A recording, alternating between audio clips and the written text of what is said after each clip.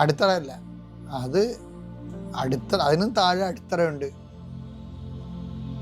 അതാണ് അതിൻ്റെ റൂട്ടായിട്ടുള്ള, അതായത് അടിസ്ഥാന ശിലകളെന്ന് പറയുന്നത്, വചനത്തിൻ്റെ അടിസ്ഥാന ശിലകൾ.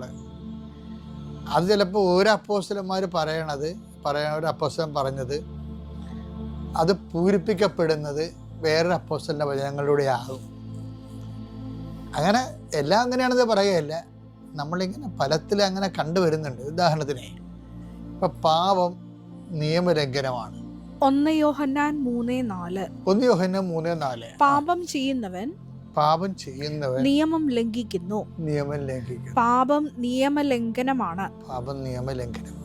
അപ്പോൾ പാപം നമുക്ക് ബേസിക്കായിട്ട് ഇതിപ്പോൾ ഒത്തിരി മേഖലകളിൽ ഈ വിഷയം ടോക്കായിട്ടുണ്ട്. ആൾക്കാർ ബൈബിൾ പ്രഘോഷകർ ഈ വിഷയം കോട്ട് ചെയ്യും. പക്ഷെ വേറൊരു ചോദ്യം വരണതേ, എന്തുകൊണ്ടാണ് നിയമം ലംഘിക്കുന്നത്? ആരുടെ നിയമമാണ് ലംഘിക്കുന്നത്? ഒന്ന്, ആരുടെ നിയമമാണ് ലംഘിക്കുന്നത്? ദൈവത്തിൻ്റെ നിയമങ്ങളാണ് ലംഘിക്കുന്നത്. എന്തുകൊണ്ടാണ് ദൈവത്തിൻ്റെ നിയമങ്ങൾ ലംഘിക്കുന്നത്? അതിനൊറ്റ കാരണമേ ഉള്ളൂ, ദൈവത്തെ അംഗീകരിക്കുന്നത് പോരായ്മയെ കരുതണം കൊണ്ടാണ്. റോമ 1:28.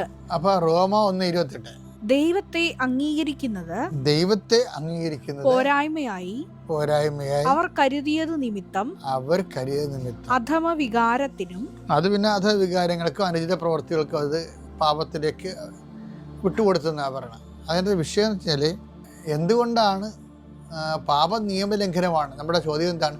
എന്തുകൊണ്ടാണ് പാപം നിയമം ലംഘിക്കുന്നത്? അതെന്തുകൊണ്ടാണ്? ദൈവത്തെ അംഗീകരിക്കുന്നത് പോരായ്മയായി കരുതണകൊണ്ടാണ്.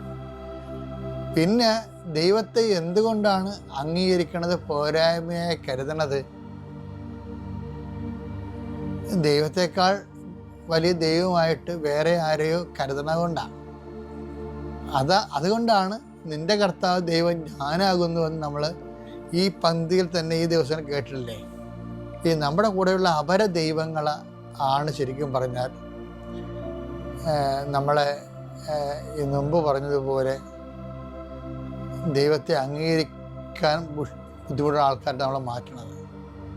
അങ്ങനെയാണ് നിയമത്തെ നമ്മൾ ലംഘിച്ച് വരണത്. അപ്പോൾ ബേസിക്കായിട്ട് എന്താ വിഷയം? അപര ദൈവമാണ് വിഷയം. പക്ഷേ ദൈവത്തിനേക്കാൾ പ്രാധാന്യം നമ്മൾ ആർക്ക്